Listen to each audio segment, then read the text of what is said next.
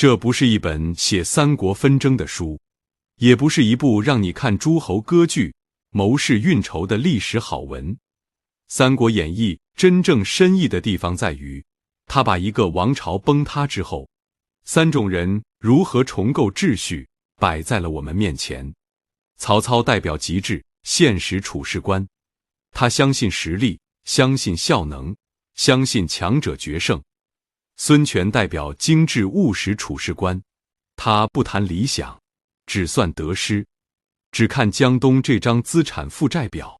刘备和诸葛亮代表极致理想处事观，他们明知道现实寒凉，明知道胜算渺茫，却偏要用忠义和信义去对抗一个不断沉沦的时代。所以你再看三国，就会发现，曹操不是单纯的枭雄，孙权不是简单的守城之君，刘备也不是只会示弱的老好人。魏、蜀、吴三家势力打的从来不只是地盘，而是三套底层价值理念的终极碰撞。更讽刺的是，最后一统天下的人不是最强的曹操，不是最稳的孙权，也不是最有信念的刘备，而是最没有行事底线的司马家族。世俗势力赢了天下，英雄赢了人心，这才是三国最唏嘘也最动人的地方。今天我们就用一口气重新看懂《三国演义》，这是一部你一定听过，也一定觉得自己懂的书。可你有没有想过，为什么曹操掌控朝局，手握北方资源，却始终没能完成一统？为什么东吴有长江天险，有周瑜、鲁肃、吕蒙、陆逊，却永远走不出江东？为什么刘备前半生四处奔走，创业受挫无数次，却能让关羽、张飞、赵云、诸葛亮这些顶级人才把一生都托付给他？因为《三国演义》从来不是一部简单的战争小说，它是一场巨大的社会推演。它推演的对象是人性，它推演的背景是秩序崩坏，它推演的问题是当旧体系碎成一地之后，人到底靠什么重新立身？要理解这场推演，我们必须先看懂东汉末年到底衰败在哪里。很多人一讲东汉末年，就说帝王昏聩，宦官干政，外戚争权。这样讲当然没错，但只讲到了表面。真正让这个王朝崩盘的是资源被彻底固化了，土地在豪门大族手里，官位在世家望族手里，话语权在士族门阀手里，普通人没有上升路径，也没有基本生计保障。你生在底层，就几乎注定一辈子被盘剥、被争议、被压榨。你再努力，也进不了那个权力圈层。袁绍为什么一出场就自带光环？因为他家世代身居高位，他不用证明自己多能征战，也不用证明自己多会理政，他的家世本身就是通行凭证。这就是东汉末年的底层现实。上层垄断资源，下层生计艰难，中间体制已经失效。于是黄巾起事爆发了。苍天已死，黄天当立，这句话不是轻狂口号，而是底层百姓的绝望呐喊。你让我守规矩，可规矩只庇护权贵；你让我认命，可命运里全是饥荒、劳役和离世。那我只能推翻旧规。大汉这栋老旧朝堂早就被蛀空了，黄巾只是最后一击，董卓入京只是把朝堂根基彻底撞塌，王朝覆灭，所有人都被扔进了乱世废墟。问题来了，废墟之上，谁有资格重构秩序？曹操给出的答案是：别谈虚名礼法，先谈实际效能。谁能平定局面，谁就有资格制定规则。曹操如果放到今天，绝对不是传统意义上的仁厚领袖，他更像一个乱世中的顶尖开拓者。一个极端结果导向的集团掌舵人。他不看重出身门第，也不看重世俗名望，他只问你有没有才干，能不能完成使命，能不能助力阵营取胜。乱世刚开始时，很多诸侯还在固守身段，他们嘴上喊着匡扶汉室，心里盘算的是家族私利。他们在乎声望颜面，在乎礼教排场，在乎自己是否显得体面。曹操不一样，他很早就看透了时局，天下已经衰败到这个地步，旧有的礼教约束已经管束不住纷乱世道，谁还固守虚名不放，谁就会被时代淘汰。所以曹操的厉害，不只是他杀伐果决，而是他通透清醒。他知道乱世的第一准则不是体面，而是存续下去。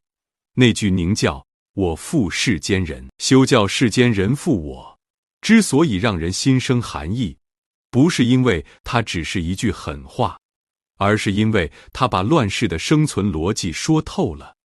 我不再信奉旧有秩序，我不再信奉人情世故，我只信奉权势，只信奉实力，只信奉我能掌控的一切。但如果你以为曹操只是一个冷血杀伐之人，那又把他看浅显了。曹操真正过人的地方，在于他敢于打破世家垄断人才的壁垒。他提出唯才是举这4个字，在今天听起来像管理常识，可放在东汉末年，几乎就是一次体制突破。那个时代选拔人才看重门第，看重虚名，看重士林平邑，你出身平凡，再有才干也很难出头；你德行名声有瑕疵，再能干也会被阻隔在外。曹操偏偏不拘泥这些，他的潜台词很简单：你是不是名门望族不重要，你过往有没有过失污点也不重要，你是不是被正统文人轻视更不重要。只要你能征战，能理事，能帮我开拓格局，我就给你仕途高位。这就是曹操的格局降维突破。他用实际逻辑抗衡门阀世袭逻辑，他用才干至上撕开了阶层固化的一道缺口。于是大量被旧体制压制的能人志士开始投奔曹操，张辽、徐晃、于禁这些将领，不靠显赫家世也能建功立业。郭嘉这样不拘世俗小节的人，也能成为核心智囊。曹操的阵营变成了凝聚力极强的进取阵营。这里不问你先祖多显赫，只问你当下能不能做出实际。官渡之战就是这套体系的巅峰体现。表面看是曹操以少胜多击败袁绍，深层看是一支高效进取的团队，击溃了一个臃肿保守的贵族联盟。袁绍资源更雄厚，名望更高远，兵马也更众多，可他的体系运转迟缓，内部消耗严重，决策优柔寡断，谋士之间相互排挤，将领各自心怀思念。袁绍自身又过于看重颜面，总想各方平衡，总想等到万全之策。曹操那边呢，目标明确，形势迅猛，魄力十足。许攸前来投奔，告知乌巢粮草守备空虚，曹操当即抓住战机，亲自领兵夜袭乌巢。他不摆架子，不拖延观望，不层层商议研讨，他看准关键节点，就直接全力突破。官渡一战，曹操拿下北方，也拿下了三国前期最大的主动权。此时的曹操几乎印证了现实处世理念的强大。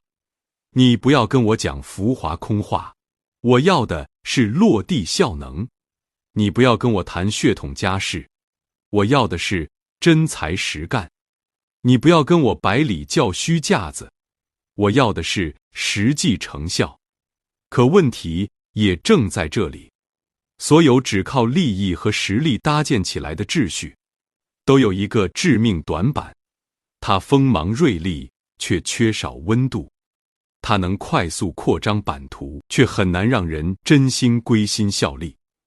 一个阵营如果只看重实际指标，只信奉强者法则，只奉行能力至上，那他内部就缺少一种更深层的精神连结。曹操前半生靠现实处事理念赢下诸多局面，可到晚年，他也被这套理念反噬了。他掌控朝堂格局，名义上仍是汉廷臣子，实际上已经执掌王朝权柄。他想要晋升爵位，想要封王建制，想要让曹家从幕后走向台前。这个时候，最大的反对者不是外部敌手，而是荀彧。荀彧对曹操至关重要，他不是普通谋士，他几乎是曹操阵营早期的核心规划者。可荀彧心里有一条坚守底线，他辅佐曹操，是因为他坚信曹操能安定天下，能匡扶汉室基业。可当他发现曹操有心取而代之之时，他的信念彻底崩塌了。曹操送给荀彧一个空食盒，里面没有食物，也没有只言片语，却比任何兵器都寒凉，寓意很直白。汉廷的俸禄已然断绝，你也该顺势退场了。荀彧最终离世，这个桥段是曹操阵营精神信念崩塌的开端。因为从这一刻起，曹操亲手向世人昭示，礼教可以退让，忠心可以退让，过往承诺也可以退让，只要权势需要，一切道义都可以重新解读。曹操后来处置孔融，处置崔琰，也是在清理那些还坚守名节、还信奉礼教道义的人。问题是，当你把礼教道义的底线全部拆除，你固然能前行得更快，可你的后人也会坠入同样的深渊。曹操没有想到，他教化世间的那套处事逻辑，会被司马家族学得更为彻底。司马懿像一个沉默的旁观者，看透了曹魏阵营的所有行事套路。他得出的结论很直白：既然你曹家可以欺压汉室幼主后宫，那我司马家为何不能欺压你曹家幼主后宫？既然你说实力决定正统名分，那等我的实力超越你，我就是新的正统归属。曹操用现实理念打破了旧门阀体系，也打破了旧有礼教道义。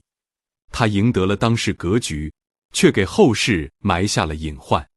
曹魏的遗憾就在这里，他实力强盛，也过于凉薄。他能汇聚天下贤才，却很难凝聚精神信仰。他能缔造战事胜利，却很难铸就赤诚忠心。说完曹操，我们再看孙权。很多人看三国，对东吴的观感很复杂。赤壁之战热血激昂，周瑜风采过人，陆逊谋略超群。可东吴整体总像是少了一份格局气魄。他不像曹魏那般强势雄霸，也不像蜀汉那般饱含情怀理想。他常常给人的感觉是守得住基业，却难以向外开拓，算计的精明，却欠缺宏大格局。为什么？因为东吴的底层架构不是曹操那种强势掌权阵营，也不是刘备那种精神信念阵营，而是江东本土世家大族的联盟格局。孙家并不是江东与生俱来的掌控者，孙坚、孙策凭借武力入主江东。孙权接手基业时，真正扎根深耕的是当地豪门望族张昭、顾雍、陆氏、朱氏、张氏、顾氏，这些人才是江东真正的根基势力。孙权更像是被各方推举上位的主事者，他手握权柄，却不能无视本土大族诉求。他能够做出决策，却必须平衡本土豪族的切身利益。看懂这一点，你就能读懂东吴所有看似矛盾的形式操作。东吴不是没有济世人才，也不是没有一统雄心，它的症结在于内部共同愿景从来不是一统天下，而是固守江东基业。这个阵营最核心的行事准则就是精致务实处事观，凡事必先权衡利弊，征战与否要看是否划算，驰援与否要看是否值得，盟友能否取舍要看收益是否丰厚。赤壁之战就是东吴第一次被逼到生死关头，曹操大军南下，号称数十万之众，气势直逼长江沿岸。东吴内部立刻出现分歧，以张昭为代表的一众文臣主张归降。传统叙事里，他们显得软弱怯懦，未战必获。可如果你站在江东世家大族的角度来看，他们一点都不愚昧，他们盘算的是家族长远利害。若是开战，江东大概率会遭受战火蹂躏，土地、人口、庄园、私兵，全都有可能付诸战火。就算侥幸取胜，也要付出惨重代价。若是归降，孙权或许失去割据地位，可本土世家大概率依旧能身居朝堂任职。曹操想要治理江东，难道不需要倚重这些本土望族豪强吗？所以归降对孙权是基业尽失，对世家却可能只是更换主事之人。发现了吗？这就是精致利己的本质。他不是思虑浅薄，而是太过精于算计；他不是不懂权衡，而是只算计自身利害、家国大义、天下格局、同盟信义，这些都太过虚空。家族基业、土地人口、现有权位，这些才是切身实在。诸葛亮舌战群儒，斥责的不是他们才智不足，而是他们缺少风骨担当。你们饱读圣贤典籍，可真到存亡关头，第一反应不是守护疆土、奋起抗争，而是保全自身、安逸前程。孙权当时年纪尚轻，却十分清楚自己不能归降。他一旦选择归降，孙家就会从一方主事者沦为普通朝臣。于是他必须把江东各方势力绑定，共赴战局。周瑜的付出给了他军方核心支撑。孙权拔剑劈砍暗戟，直言再有提议归降者，与此案同下场。这一剑表面是震慑曹操，实则更是警醒江东世家势力。他在告知所有人，别再幻想更换主事者还能安稳度日。如今江东与孙家已然命运相连，共存共亡，共损共败。赤壁战火燃起的那一刻，东吴赢得了胜利。那是东吴最意气风发的一次决胜，也是他为数不多的战略高光时刻。可是赤壁之战过后，东吴的内在症结并没有消散。因为一次阵营的战事胜利，不等于整个阵营的格局眼界被重塑。江东世家愿意奋力守护故土家业，却未必愿意北上征战一统天下。固守长江天险，保全家族基业，他们甘愿倾力而为。渡江北进征伐，耗费钱粮人力，他们便心生迟疑。北伐中原能有什么实际益处？就算成功攻占地盘，谁愿意前去镇守治理？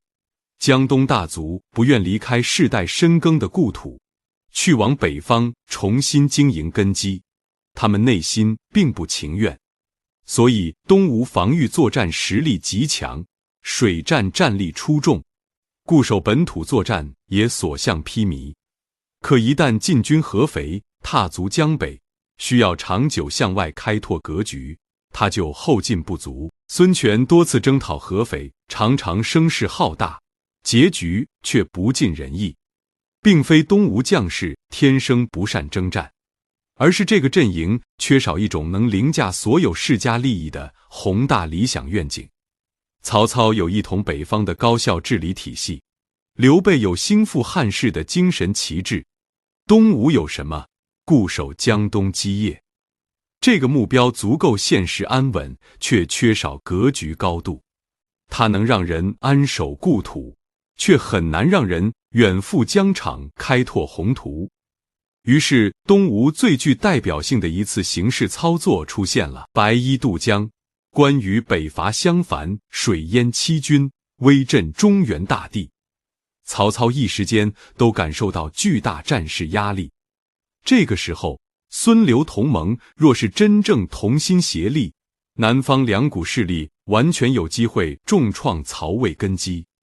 可东吴开始精于算计利弊了。关羽若是继续扩大战果，刘备阵营势力就会日渐强盛。荆州向来是东吴心心念念的疆域要地，关羽后方守备空虚，此时不取，再无良机。于是吕蒙白衣渡江，暗中奇袭荆州。战术层面，这一招极为精妙，隐蔽前行，精准出击，高效制胜，几乎没有丝毫损耗。可战略层面，他彻底暴露了东吴的格局局限。东吴用一次短期疆域收益，毁掉了孙刘同盟的长久互信根基。他拿下了荆州重地，却也彻底打碎了两方联手北伐的可能性。关羽兵败麦城，最终殒命，刘备悲愤不已。夷陵之战随即爆发，南方两大势力从此陷入内部损耗争斗，曹魏坐享渔翁之利。你看，这就是精致务实处事观最讽刺的地方。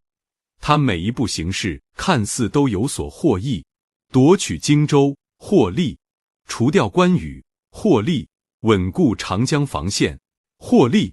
可拉长时间维度来看，他实则损失惨重。他亏掉了盟友，亏掉了信誉，亏掉了天下格局，也亏掉了唯一可能撼动北方的历史窗口。孙权晚年，东吴内部问题更加严重。二宫之争爆发，太子和鲁王两派互斗，牵连无数大臣。陆逊这样的顶级功臣也在政治内耗中被逼死。为什么会这样？因为孙权越来越发现江东世家的力量太大了，大到他这个董事长也开始不安。他想用帝王权术重新收回控制权，可这家公司从底层就不是纯粹的孙家公司，它是利益联盟。利益联盟可以一起赚钱，却很难一起赴死。最后西晋南下，东吴投降，这并不意外，因为当年面对曹操时，江东世家就想过投降，只是那一次孙权和周瑜把他们拉住了。到了最后，再也没人能拉住。东吴因为算计而存活，也因为算计而平庸。他熬过了很多风浪，却没有真正照亮过一个时代。那么，在曹操的冷酷效率和孙权的精明算盘之外，三国有没有另一种可能？有没有人愿意不只算利益，也讲信念？有没有人愿意在一个人人自保的乱世里坚持一点看似过时的仁义？有，这个人就是刘备。也是因为刘备和诸葛亮，《三国演义》才没有变成一部彻底黑暗的权谋教材。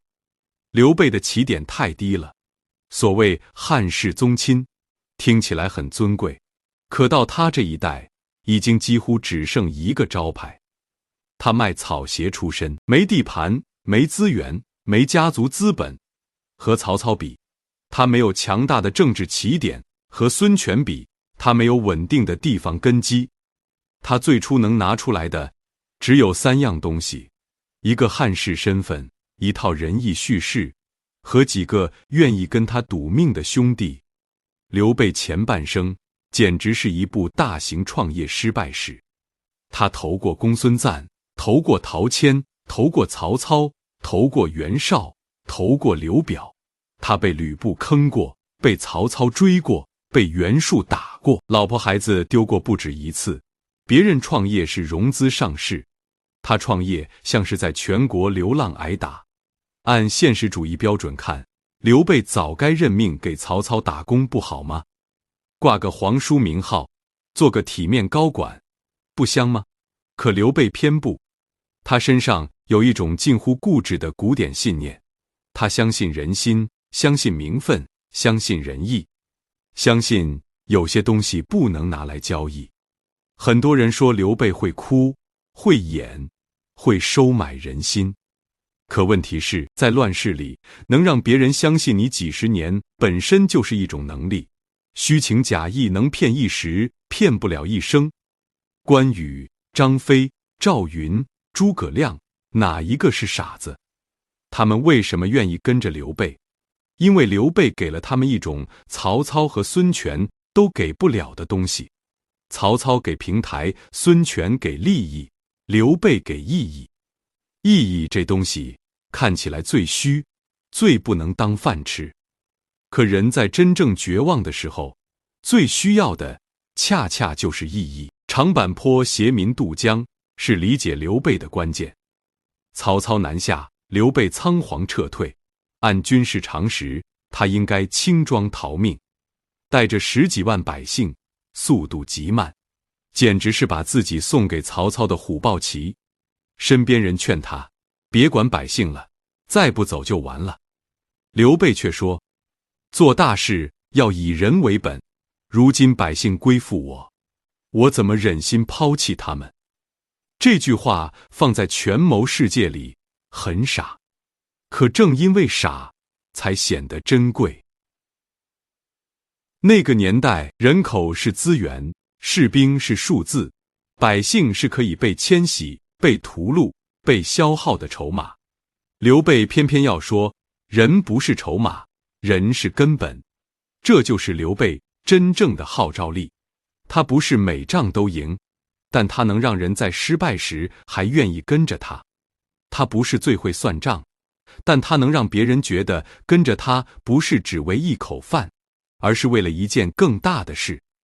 这套理想主义到了桃园结义那里，就变成了蜀汉最深的精神原点。不求同年同月同日生，但求同年同月同日死。这句话不是普通兄弟情，而是一份合伙协议。曹操的合伙协议写在利益表上，孙权的合伙协议写在股权结构里，刘备的合伙协议写在誓言里。所以夷陵之战必须从这个角度看。关羽被东吴杀害，荆州丢失，张飞后来也死于部下之手。刘备刚刚称帝，就面临一个残酷选择。按战略理性，最优解是什么？忍先吞下这口气，稳住蜀汉，重新联合东吴，共同对抗曹魏。赵云劝他，诸葛亮也不赞成他伐吴，因为大家都知道，曹魏才是最大的敌人。可是刘备最后还是出兵了，很多人因此说他昏了头，说他被私人感情绑架了国家战略。站在现实主义角度，这样评价没错。可站在蜀汉的精神逻辑里，刘备又非打不可。因为蜀汉不是靠利益搭起来的集团，他靠的是仁义，靠的是兄弟，靠的是我绝不负你的承诺。如果关羽被杀，张飞也死了，刘备为了皇位和国策，转头和孙权握手言和，那他过去几十年讲的仁义还剩什么？如果兄弟之仇都能被大局轻轻抹掉，那蜀汉和东吴还有什么区别？和曹魏又有什么区别？所以夷陵之战是刘备作为帝王的错误，却是刘备作为大哥的绝唱。他倾全国之兵东征，最终被陆逊火烧连营，败得极惨。蜀汉多年积累的精锐几乎被这一战打空。刘备退到白帝城一病不起，这个结局太悲凉了。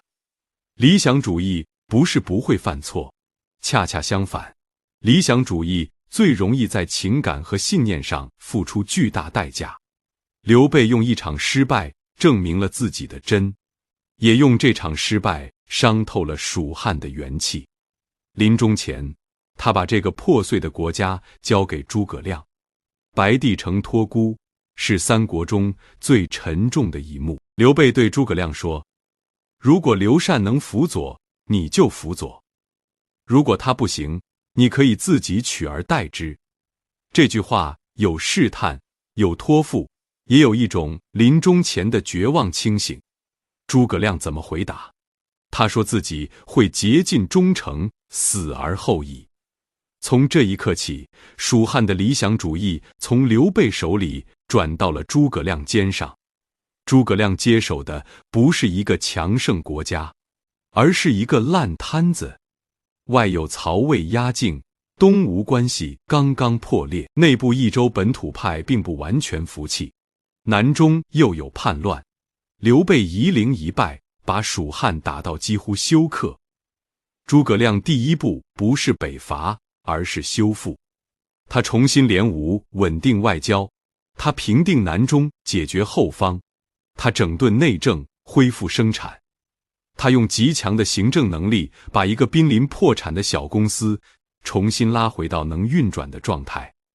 诸葛亮最可怕的地方，不只是会奇谋，而是极度负责。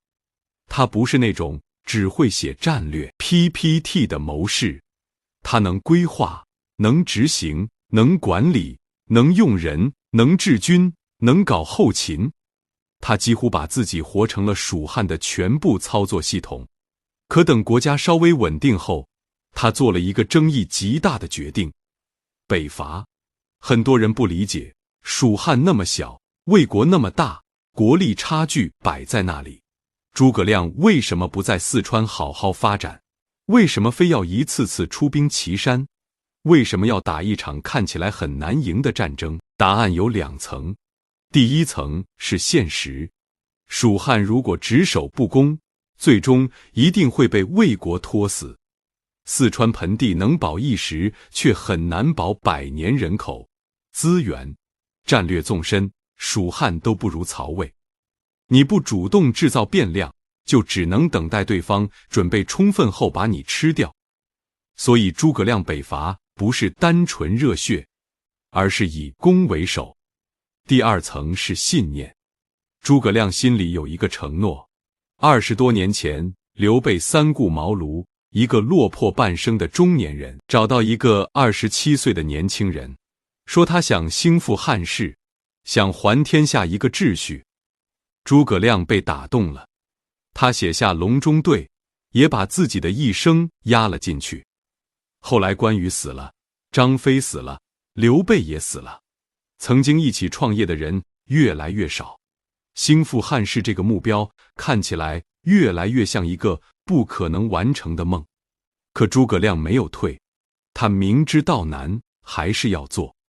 因为对他来说，这不是一份工作，而是一份托孤之命；不是一个项目，而是一生知己的遗愿。《出师表》为什么能打动中国人近2000年？因为它没有胜利者的豪言，只有一个承担者的心声，受任于败军之际，奉命于危难之间。这不是漂亮话，这是诸葛亮的人生处境。他是在最难的时候接过责任，又在最没有胜算的时候选择继续。司马懿为什么最后能赢诸葛亮？不是因为他人格更高，也不一定是因为他智慧更强，而是因为他代表时间，代表消耗，代表冷冰冰的实力差距。诸葛亮代表燃烧，代表抵抗，代表知其不可而为之。5丈原上，诸葛亮已经病重，他知道自己时间不多，也知道魏强蜀弱的结构很难逆转。司马懿坚守不出，就是要耗死他。诸葛亮看得懂，却没有办法。他能算人心，能算良道，能算阵法，却算不过天命。秋风吹过5丈原，7星灯灭了，诸葛亮死了，蜀汉最明亮的那束光也暗了。可他的失败不是普通失败，他的失败有一种奇异的力量，因为他明知道结局可能不属于自己，却依然把该做的事做到最后。中国人为什么爱诸葛亮？不是因为他真的算无一策，历史上没有人能算无一策。我们爱他的是那种把责任扛到生命尽头的姿态。是那种明知不可为而为之的硬气，是那种别人都在算值不值得时，他偏要问应不应该。讲到这里，三国的英雄时代已经进入尾声，曹操死了，刘备死了，孙权晚年也走向昏暗。诸葛亮死后，那个还有理想，还有英雄相惜，还有一诺千金的时代，基本结束了。接下来上场的是更冷的东西——司马家。司马懿常常被包装成隐忍大师，很多人喜欢说他能熬、能忍、能等，可如果只看到隐忍，就低估了他的危险。司马懿真正可怕的地方，是他把曹操开创的现实主义推到了完全没有底线的程度。曹操狠，但曹操还要脸，他终身没有称帝，还保留一点汉臣的外衣。他杀人也常常要找理由，他篡夺汉室的过程还需要包装，还需要遮掩。司马懿不一样，他把最后那点遮羞布也撕掉了。公元249年，高平陵之变爆发，曹爽陪小皇帝去高平陵扫墓，司马懿趁机发动政变，控制洛阳。此时曹爽手里还有皇帝，也还有反击可能。司马懿为了让曹爽放弃抵抗，就派人劝降，并对洛水发誓。古人对天地山川发誓是极重的承诺。司马懿说，只要曹爽交出兵权，就保他富贵，不伤性命。曹爽信了，他以为大家都是士族，司马懿又是四朝老臣，总不至于把誓言当废纸。结果曹爽一投降，司马懿立刻翻脸，曹爽被杀，三族被诛，党羽被大规模清洗，洛阳城里一片血腥。这件事的恶劣不只在于杀人多，而在于他把契约精神彻底踩碎了。以前权力斗争再残酷，也还有一些默认边界，投降可以不杀，誓言不能随便践踏，士族之间还要保留一点体面。司马懿用行动告诉天下，这些全都不重要，誓言只是工具，道德只是诱饵，信任只是用来骗对手放下武器的麻醉剂，只要能赢，什么都可以做。高平陵之变后，曹魏的权力实际上落入司马氏手中。讽刺的是，曹家当年怎么对汉室，司马家就怎么对曹家，甚至更狠、更绝、更不要脸。曹操亲手拆掉的道德护城河，最后没有保护住他的子孙，司马家赢了。可这种赢带着一种浓重的腐臭味，因为它不是建立在理想上，也不是建立在制度修复上，而是建立在背叛、欺骗和屠杀上。后来司马炎建立晋朝，完成统一，可这个统一没有三国英雄叙事中的豪迈，反而显得空虚。因为大家都知道，这个天下是怎么来的。晋朝很快爆发八王之乱，宗室内斗，权力撕裂，随后五胡乱华，中原大地陷入长期动荡。司马家的胜利像一把钥匙，打开了更深的黑暗。它证明了一个残酷逻辑：如果一个时代最后奖励的是最没有底线的人，那么这个时代就不会迎来真正的新生，只会迎来更彻底的崩坏。可是三国的火并没有立刻熄灭。诸葛亮之后还有一个人在废墟里做最后的挣扎，姜维。姜维本是魏将，后来归蜀，被诸葛亮器重。他身上有一种继承者的悲剧感。诸葛亮死后，姜维继续北伐。很多人说他穷兵黩武，说他不自量力。可姜维和诸葛亮一样，面对的是同一个困境：蜀汉不进取，就会慢慢死进去，也未必能活。弱小国家的悲剧就在这里，你没有完美选项，只能在两种痛苦之间选择一种。后来魏军伐蜀，邓艾偷渡阴平，兵临成都。刘禅选择投降，蜀汉灭亡。这个时候，很多人都已经认了，可姜维没有，他假意投降钟会，试图利用钟会和魏军内部矛盾制造复国机会。他给刘禅写信，说希望陛下暂忍屈辱，自己要让社稷危而复安，日月忧而复明。这句话太痛了，它像是蜀汉理想主义最后的回声。大势已经去了，国都已经降了，皇帝也不想打了，可前线还有一个人不肯松手。姜维最后失败，被乱军所杀。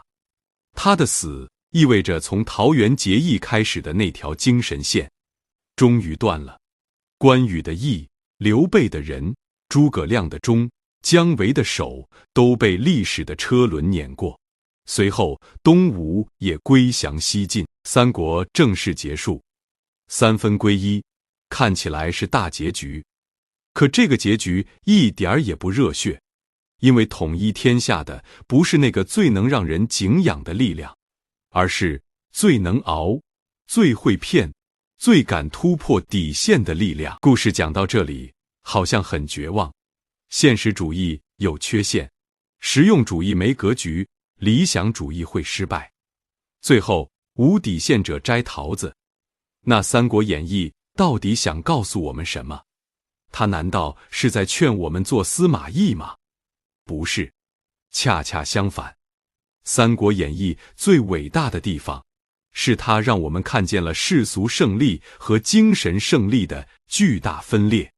司马家统一了天下，可2000年来，真正活在中国人心里的是谁？我们会反复讲高平陵之变吗？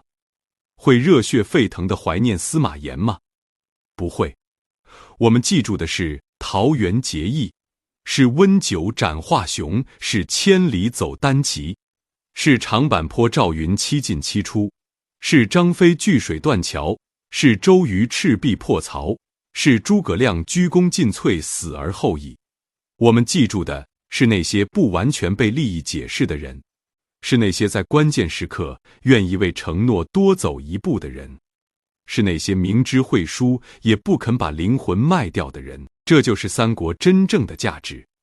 它不是告诉你做好人一定能赢，它没有那么廉价，它甚至非常残酷地告诉你，好人可能会输，英雄可能会死，理想可能会被碾碎，小人可能会坐上最高的位置。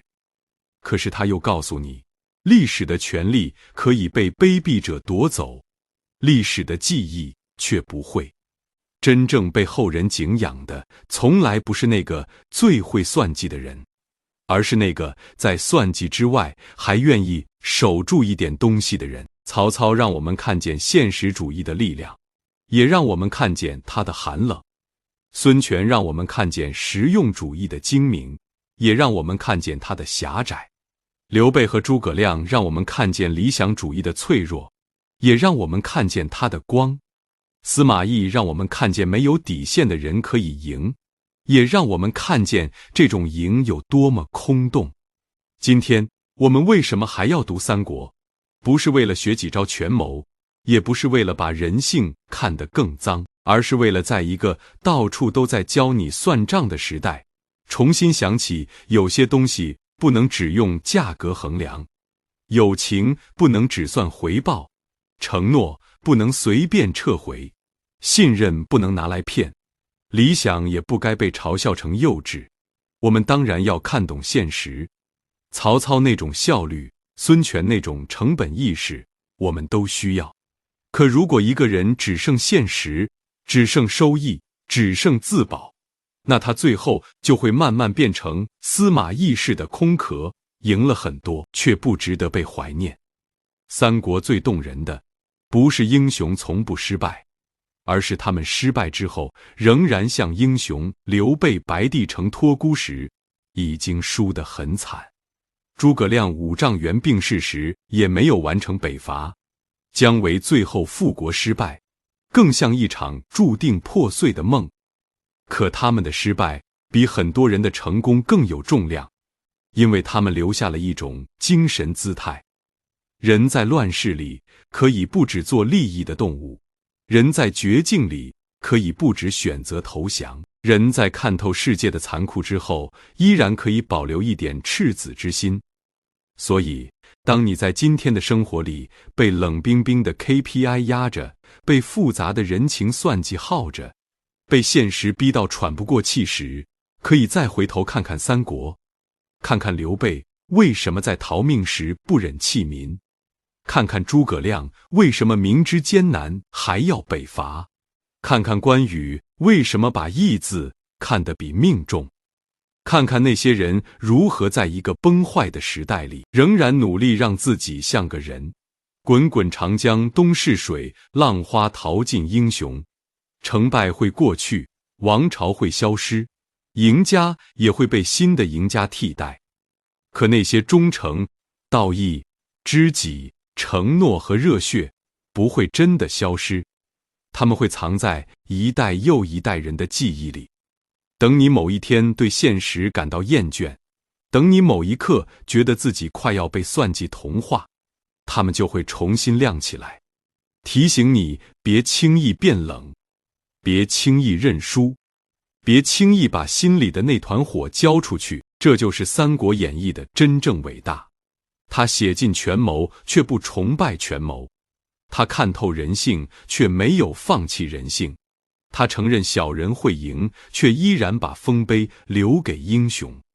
朋友们，如果你听到这里，说明你已经听完了这场关于三国的重新解构。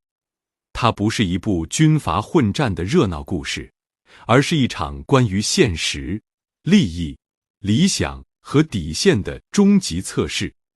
曹操教会我们能力的重要，孙权提醒我们利益的诱惑，刘备和诸葛亮告诉我们，人活着不能只为赢，司马懿则像一面黑镜，照出没有底线的胜利到底有多可怕。